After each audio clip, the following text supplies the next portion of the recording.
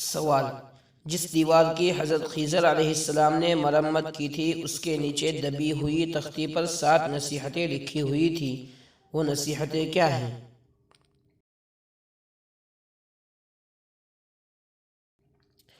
جواب: مفسرین بتاتے ہیں کہ اس تختی پر 7 نصیحتیں لکھی ہوئی تھی۔ نمبر 1، بسم اللہ الرحمن الرحیم۔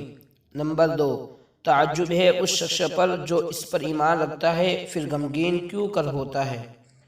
نمبر 3، تعجب ہے اس شخص پر جو اس پر ایمان رکھتا ہے کہ رزق کا ذمہ دار اللہ تعالیٰ ہے پھر ضرورت سے زیادہ مشقت اور فضول قسم کی کوشش میں لگا رہتا ہے۔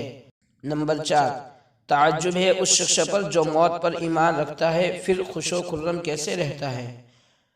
نمبر 5، تعجب ہے اس شخص پر جو حساب آخرت پر ایمان رکھتا ہے پھر غفلت کیسے برتتا ہے۔ نمبر 6، تعجب ہے اس شخص پر جو دنیا اور اس کے انقلابات کو جانتا ہے پھر کیسے اس پر مطمئن ہو کر بیٹھتا ہے۔ نمبر 7، لا الہ الا اللہ محمد الرسول اللہ۔